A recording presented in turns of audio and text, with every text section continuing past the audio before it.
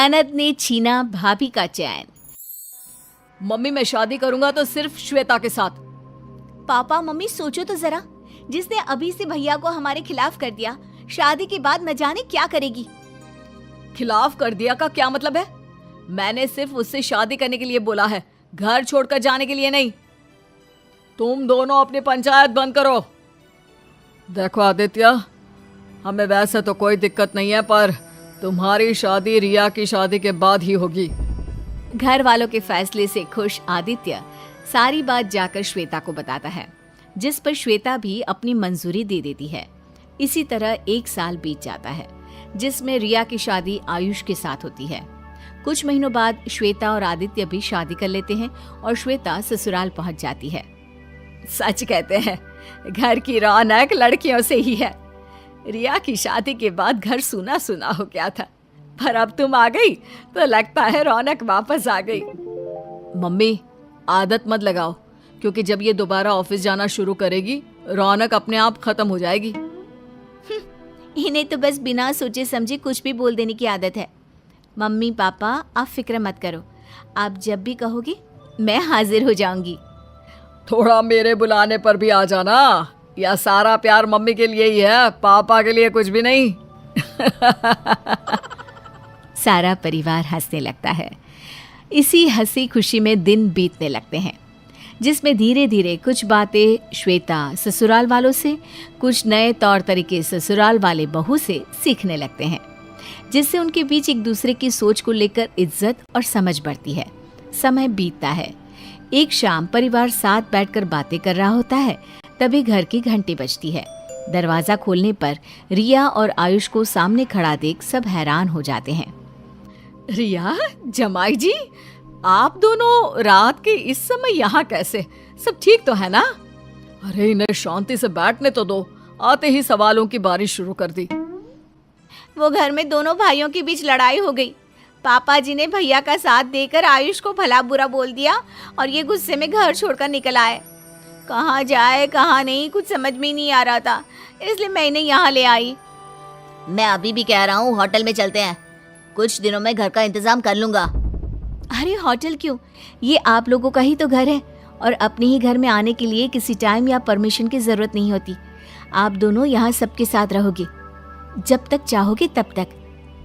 अब जहाँ पूरा परिवार खाना खाने और बात करने में लग जाता है, वहीं रिया अपनी भाभी की बातें सुनकर उसके खिलाफ साजिश सोचने लगती है और अगले ही दिन से ननद भाभी को परेशान करने, कभी घर का काम, कभी उसके कपड़े, तो कभी ऑफिस और घर की बातों के जरिए घर वालों को श्वेता के खिलाफ करके उसे परेशान करने की कोशिश में लग जाती है।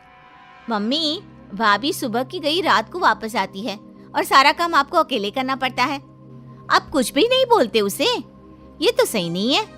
आपको उन पर कुछ तो सख्ती रखनी चाहिए। तेरी भाभी बहुत समझदार है, वह घर और ऑफिस अच्छे से संभालती है।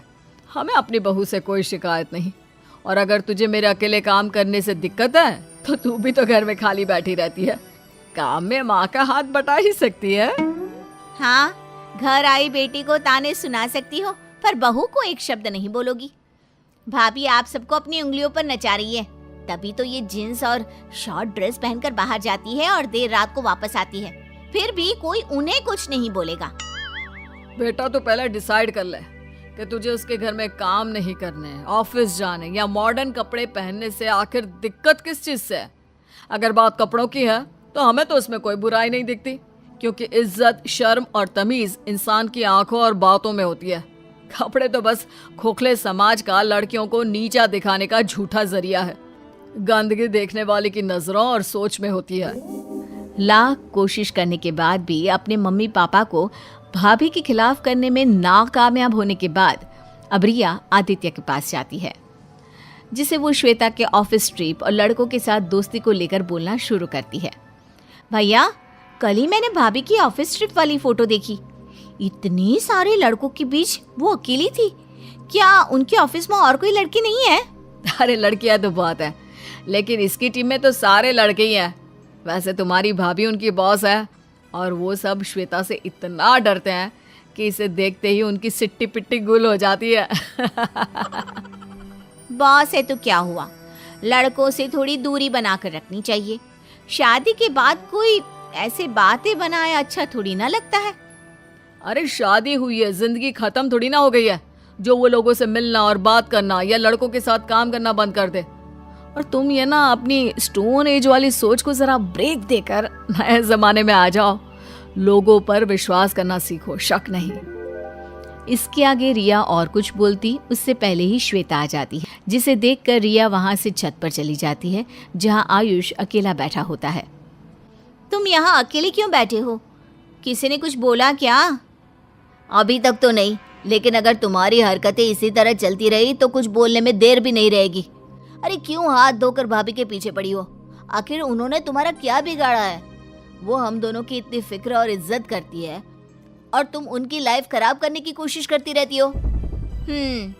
अच्छा, तब तुम भी भाभी पुराण गाने लगे।